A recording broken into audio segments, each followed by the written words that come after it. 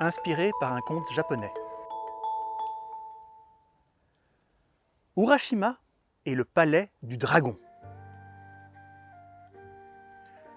Il était une fois un pêcheur nommé Urashima qui aimait la mer plus que tout. Il naviguait sur son bateau depuis les premières lueurs du soleil jusqu'au crépuscule naissant, sans lassitude ni fatigue. De plus, Urashima faisait très attention de ne pas pêcher plus que de raison et de ne jamais laisser mourir un animal qui ne serait pas mangé. Un soir, après une journée sans la moindre prise, il remonta ses filets et sentit enfin un poids dans ceux-ci. Mais il n'y trouva hélas aucun poisson, seulement une vieille tortue qui avait l'air d'avoir 1000 ans. Urashima avait faim, mais il regarda dans les yeux de cet animal ancestral et en prit pitié.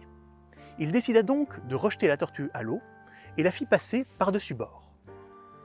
Quand la tortue entra en contact avec la mer, l'eau se souleva de manière disproportionnée, provoquant une explosion qui étourdit Urashima.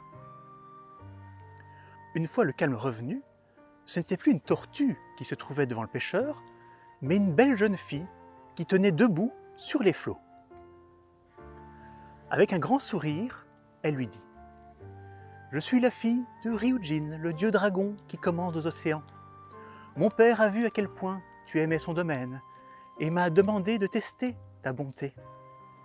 En épargnant cette tortue, tu m'as impressionné.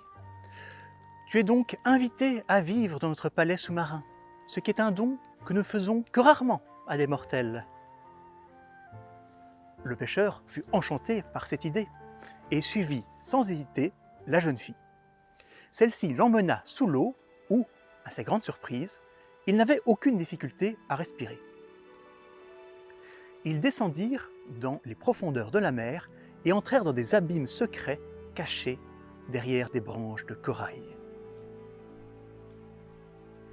Alors que le bruit des vagues s'était éteint, Urashima se trouva devant un incroyable palais d'émeraudes décoré de coquillages et de perles. Une fois à l'intérieur, des poissons aux nageoires d'argent et des dragons à la queue dorée lui servirent des plats délicieux. Toute la demeure du dieu dragon était un paradis d'émerveillement et de luxe permanent, car c'est ainsi que les dieux vivaient. Et le mortel avait la chance de pouvoir en profiter autant qu'il le désirait. C'est ainsi qu'Urashima vécut pendant 4 années. Il était heureux dans le palais du dragon, mais sa famille et ses amis finirent par lui manquer. Il demanda donc un jour à la fille du dieu dragon, qu'il avait emmenée en ces lieux, s'il pouvait partir quelques jours pour retourner sur la terre ferme et rassurer ses proches. « Tu peux partir et revenir si c'est important pour toi, » dit la jeune fille. Elle lui tendit alors une boîte fermée par un sceau sacré et ajouta « De retour dans le monde des mortels, tu devras garder cette boîte sur toi, car elle contient ton temps perdu. Attention toutefois que tu ne dois en aucun cas l'ouvrir, sinon tu ne pourras jamais revenir dans le palais du dragon. » Urashima ne comprit pas très bien, mais il assura qu'il garderait la boîte scellée. Il fut emmené jusqu'à la surface par un dragon serviteur, qui le posa sur la plage. Heureux de retrouver ce lieu qu'il connaissait comme sa poche, le pêcheur prit le chemin à sa maison qui se trouvait en bord de mer. Mais une fois sur place, il ne trouva aucune trace de sa demeure. « C'est logique, se dit Urashima. Voilà 4 ans que je suis parti en abandonnant mon bateau en mer. On a dû me croire mort et récupérer le bois de ma maison pour fabriquer un autre bâtiment. » Le pêcheur prit alors la direction du village le plus proche, celui où vivait sa famille et ses amis. Cependant, il fut inquiet car le décor avait complètement changé. Les arbres étaient différents, le chemin était différent, les maisons étaient construites avec des matériaux qu'il n'avait jamais vus. Seules les montagnes semblaient inchangées. Une fois au village, il ne reconnut personne. Et les habitants étaient habillés de façon étrange.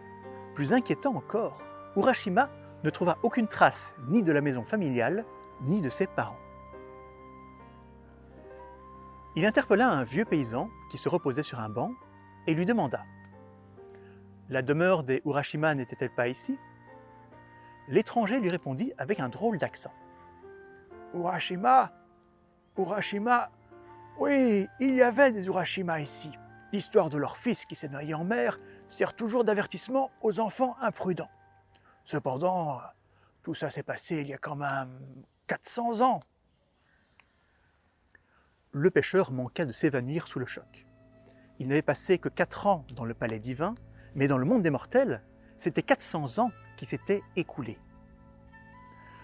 Urashima repensa, avec les larmes aux yeux, à ses parents, à ses frères et à ses sœurs. Il refusait de croire qu'il ne les reverrait plus jamais. Il se trouvait toujours devant le vieux paysan qui ne comprenait rien à ce qui se passait et qui le regardait avec curiosité. C'est alors que le pêcheur eut une idée.